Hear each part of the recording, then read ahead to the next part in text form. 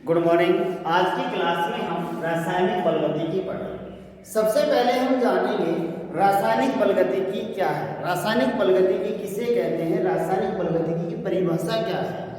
रासायनिक बलगतिकी भौतिक रसायन की ही एक शाखा है। हम कह सकते हैं भौतिक रसायन की वह शाखा जिसके अंतर्गत रासायनिक अभिक्रियाओं के वेग, उनकी क्रियाविधि एवं वेग को प्रभावित करने वाले कारकों का अध्ययन किया जाता है, रासायनिक बलगतिकी कहलाती है। एक बार फिर से सुनिए, भौतिक रसायन की वह शाखा जिसके अंतर्गत रासायनिक अभिक्रियाओं के वेग, उनकी क्रियाविधि एवं वेग को प्रभावित करने वाले कारकों का अध्ययन किया जाता है, रासायनिक बलगतिकी कहलाती है। अब रासायनिक बलगतिकी में जो रासायनिक अभिक्रियाएं हैं वो किस तरह से संपन्न होती हैं, कितने टाइप की होती हैं, ये सारी चीजें हम पढ़ेंगे। कोई भी रासायनिक अभिक्रिया जब संपन्न होती है तो अभिकारकों से उत्पादों का निर्माण होता है। अभिकारकों से किसका निर्माण होता है, उत्पाद का निर्माण होता है। अभिकारक उत्पाद बनाते हैं, अभिकारकों में उपस्थित पुराने रासायनिक बंध टूटते हैं एवं नए रासायनिक बंध बनते हैं, जिससे उत्पाद का निर्माण होता है। इसको हम ऐसे भी लिख सकते हैं, रिएक्टेंट आर, इससे प्रोडक्ट पी। रिएक्टेंट आर से क्या बन रहा है रासायनिक अभिक्रिया में, प्रोडक्ट पी बन रहा है। अब हम देखते हैं कि अभिकारक में क्या क्या हो सकते हैं। अभिकारक में अणु, परमाणु या आयन हो सकते हैं।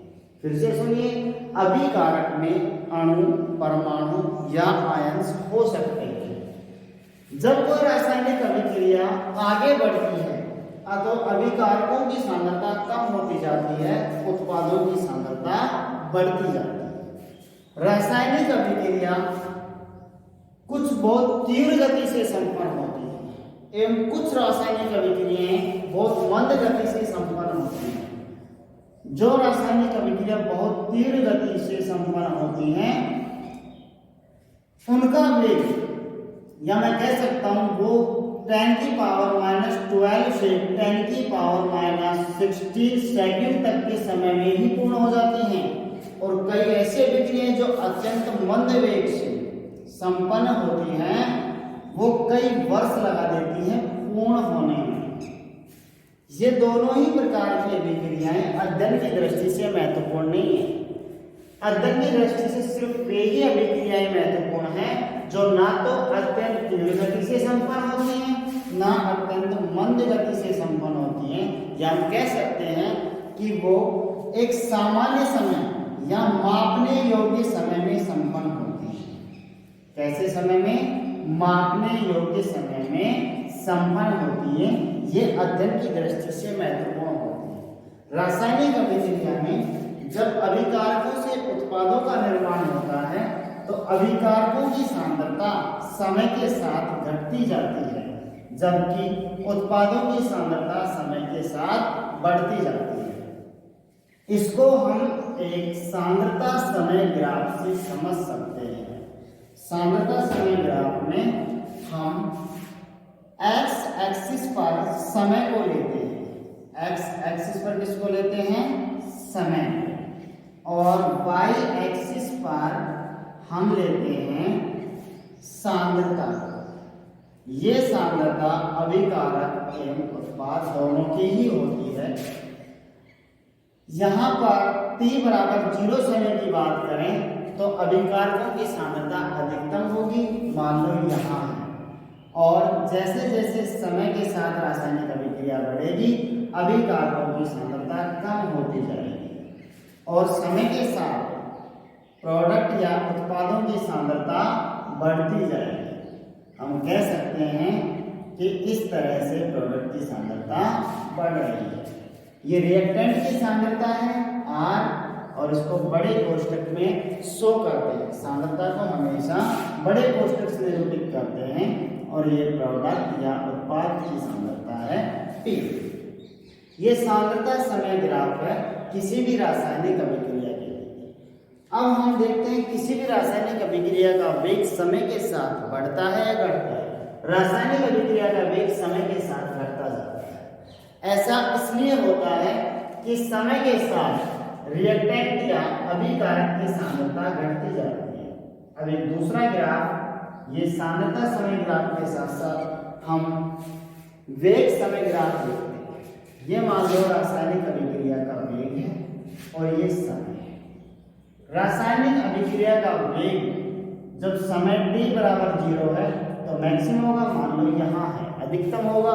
लेकिन समय के साथ जैसे जैसे रासायनिक अभिक्रिया आगे बढ़ेगी वैसे वैसे रासायनिक अभिक्रिया का वेग घटता है और रासायनिक अभिक्रिया का वेग चरघातांकी रूप से घटता है। चरघातांकी रूप से घटने का मतलब है कि रासायनिक अभिक्रिया का वेग प्रारंभ में तेजी से घटता है, उसके बाद धीरे धीरे घटता है और अनंत पर जाकर इस एक्सिस को टच करता है। अतः यह अनंत स्पर्शी ग्राफ कहलाता है। कैसा ग्राफ होता है ये? अनंत स्पर्शी टाइप का।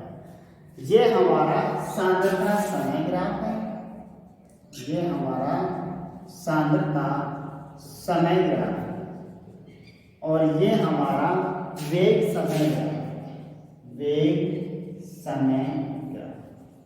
सांद्रता समय ग्राफ से हमने सीखा कि किसी भी रासायनिक अभिक्रिया में समय के साथ अभिकारकों की सांद्रता घटती जाती है जबकि उत्पादों की सांद्रता बढ़ती जाती है।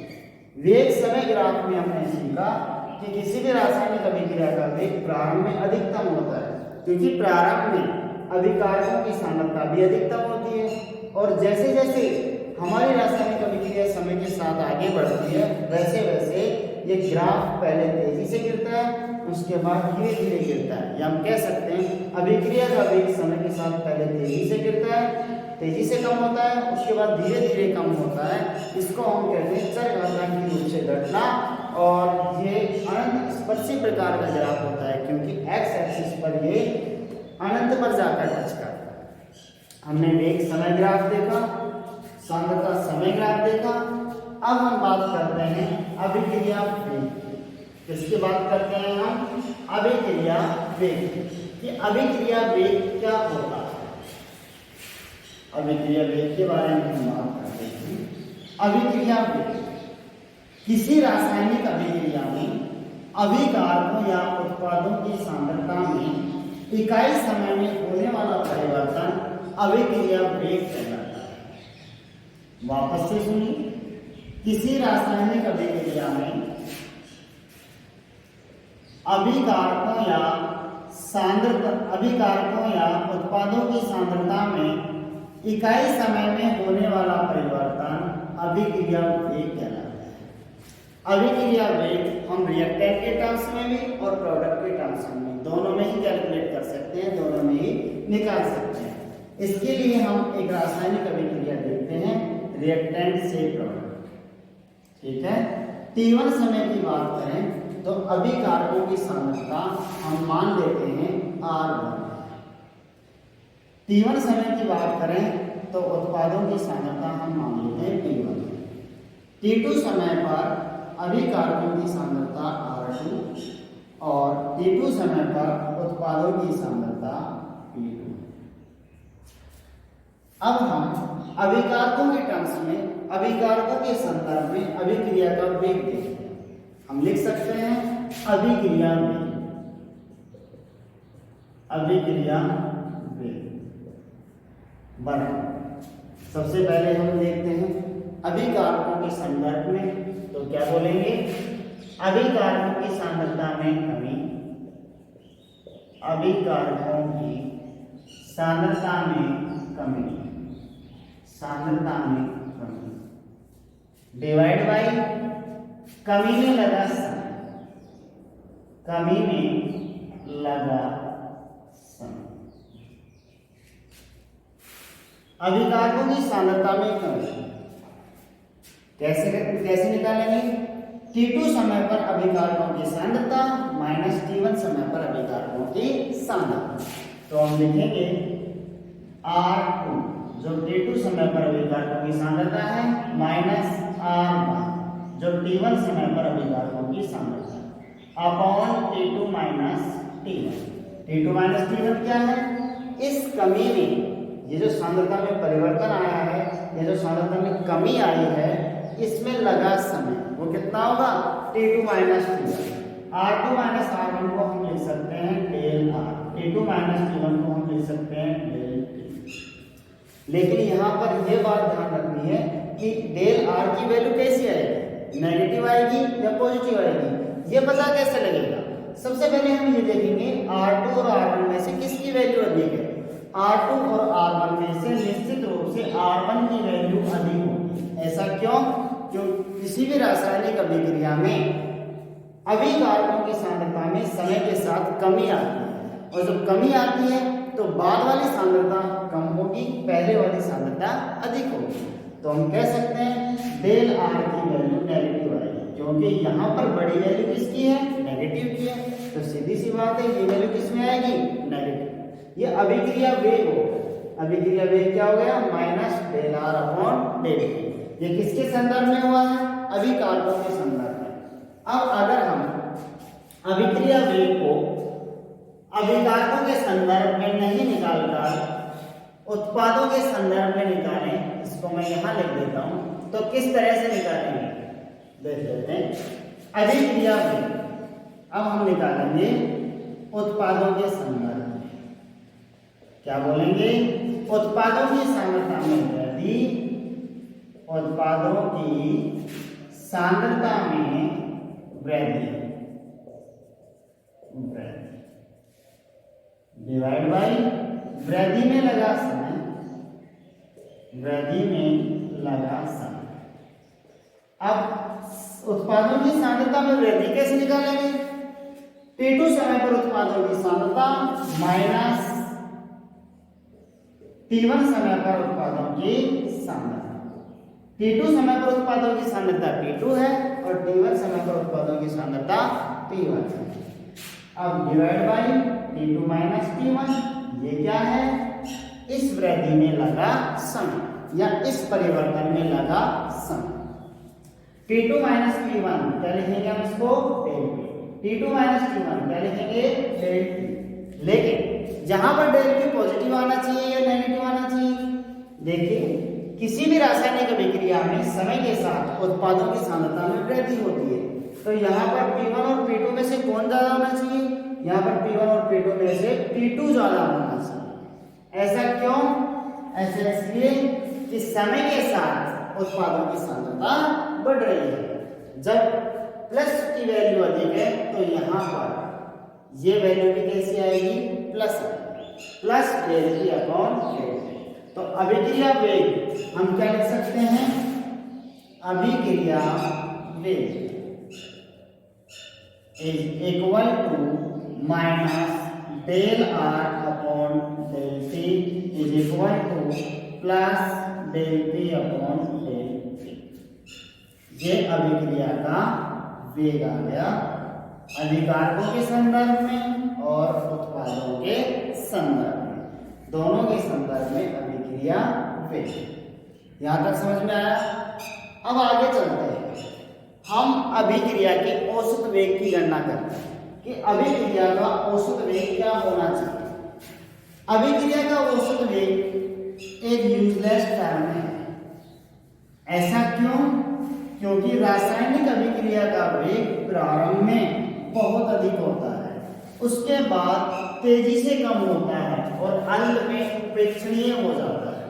अतः किसी भी रासायनिक अभिक्रिया का औसत वेग एक यूजलेस टर्म है। हाँ, लेकिन अगर हम किसी छोटे समय अंतराल के लिए जहाँ कहें कि T1 टाइम T1 से T2 तक अभिक्रिया का औसत वेग क्या होगा, तो वो यूजफुल टर्म बन जाता है। उसके लिए हम अभिक्रिया का औसत वेग कैलकुलेट करते हैं। हम बात करते हैं अभिक्रिया के औसत वेग की। अभिक्रिया का औसत वेग क्या होगा देख लेते हैं। इसके लिए हम एक ग्राफ बनाते हैं। इस ग्राफ में एक्स एक्सिस पर हम टाइम को लेते हैं, एक्स एक्सिस पर किसको लेते हैं, टाइम को। वाई एक्सिस पर हम सांद्रता लेते हैं और इनके बीच में ग्राफ बनाते हैं। इसमें टाइम t1 से टाइम t2 तक सांद्रताएं देते हैं। मान लो ये टाइम t1 है, ये टाइम t2 है, ये टाइम t1 है, ये टाइम t2। t1 टाइम पर सांद्रता c1 है और t2 टाइम पर सांद्रता c2 है। t1 टाइम पर सांद्रता c1 है, t2 टाइम पर सांद्रता c2। अब हम औसत वेग निकालते हैं इसके लिए कि अभिक्रिया का औसत वेग क्या होगा। अभिक्रिया का औसत वेग देखते हैं। औसत वेग बराबर c2 माइनस c1, ये क्या है, सांद्रता में परिवर्तन, अपॉन p2 माइनस t1, ये क्या है, इस परिवर्तन में लगा समय। c2 माइनस c1 क्या है, सांद्रता में परिवर्तन, सांद्रता में कमी या वृद्धि। अगर रिएक्टेंट के संदर्भ में ले रहे हैं, अभिकारक के संदर्भ में ले रहे हैं तो सांद्रता में कमी होगी। अगर हम उत्पादों के संदर्भ में ले रहे हैं तो सांद्रता में वृद्धि होगी। इसको हम पॉजिटिव नेगेटिव दोनों से ही शो कर सकते हैं। ऐसा क्यों?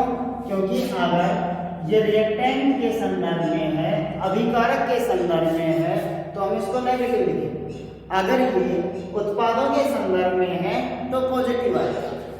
हम आगे जहां डेल सी की बात करेंगे, del C upon del T, यहां पर लिख देंगे हम पॉजिटिव नेगेटिव। पॉजिटिव का मतलब है कि जो डेल सी आएगा वो उत्पादों के संदर्भ में आ रहा है। नेगेटिव का मतलब है जो डेल सी आएगा वो किसके संदर्भ में आ रहा है, अभिकारकों के संदर्भ में आ रहा है, अपॉन डेल टी। ये क्या आ गया, औसत वेग, औसत वेग। तो अभिक्रिया का औसत वेग क्या हो गया, plus minus del C upon del T. Del C अगर पॉजिटिव आ रहा है तो आप समझ जाओगे कि ये किसके संदर्भ में है, उत्पादों के संदर्भ में। अगर डेल सी नेगेटिव आ रहा है तो किसके संदर्भ में है, अभिकारकों के संदर्भ में। बस प्लस माइनस चिन्ह यही शो करता है कि ये उत्पादों के संदर्भ में है या फिर अभिकारकों के संदर्भ में है। ये अभिक्रिया का औसत वेग हो गया। हमने अभिक्रिया के औसत वेग की बात कर ली। अब हम बात करेंगे तात्क्षणिक वेग की कल की क्लास में। ओके।